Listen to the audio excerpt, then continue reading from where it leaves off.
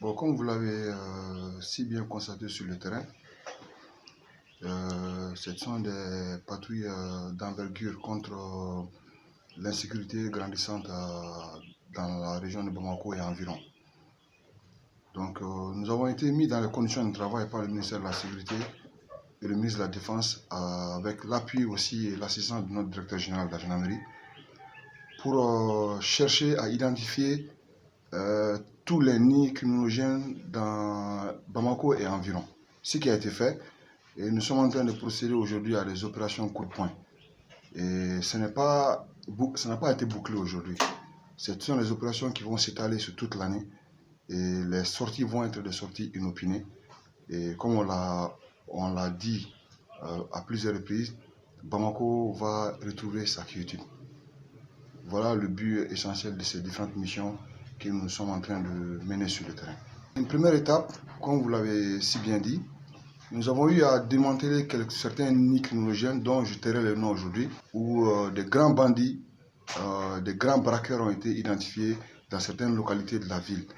Et j'ai à mon niveau aussi dans mes unités d'enquête une vingtaine d'éléments interpellés avec certaines quantités de drogue, de munitions, d'armement. Donc la mission se poursuivra dans la même dynamique. Nous avons des unités spéciales comme le GSIGN qui nous permet d'atteindre nos objectifs.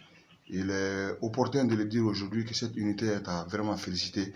Ça nous facilite nos interpellations et nos éléments sont en train d'agir avec professionnalisme. La population était vraiment fière et rassurée des différentes opérations menées sur le terrain dans ce sens.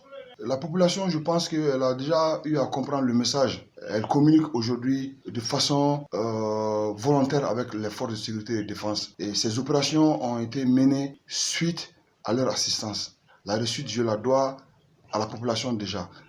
Ils ont collaboré, ils nous ont assistés, ils ont compris que les forces de sécurité et de défense ont une mission, c'est leur protection, la protection des personnes et de leurs biens. Mais cela ne peut se faire sans votre assistance. Donc encore une fois, l'appel que je lance encore à la population, c'est vrai que nous n'avons pas tous les moyens pour traquer tous ces bandits. Mais ensemble, nous pouvons freiner ce que nous vivons aujourd'hui à Bamako. Quant aux différentes forces de sécurité qui sont engagées sur le terrain, les gendarmes en particulier, sans répit, sans repos, nous avons promis, nous allons le faire.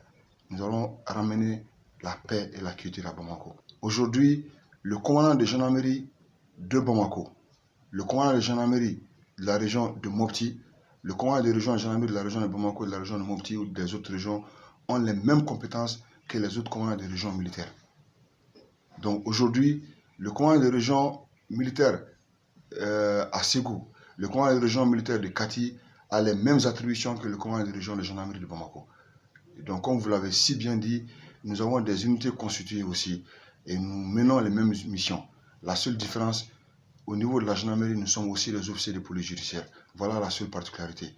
Donc ce n'est vraiment pas un changement de titre ou d'appellation, c'est un changement de structure. Nous avons plus de compétences et nous avons les mêmes compétences aujourd'hui que nos autres homologues. Par rapport aux moyens, les moyens, tout est en train d'être mis en place par le directeur général de la gendarmerie pour nous donner suffisamment de moyens et je pense que les moyens suivront. Nous avons déjà aperçu certains moyens par rapport à l'exécution de nos missions, ça va suivre. Et nous restons confiants par rapport à cette nouvelle mission qui nous a été assignée.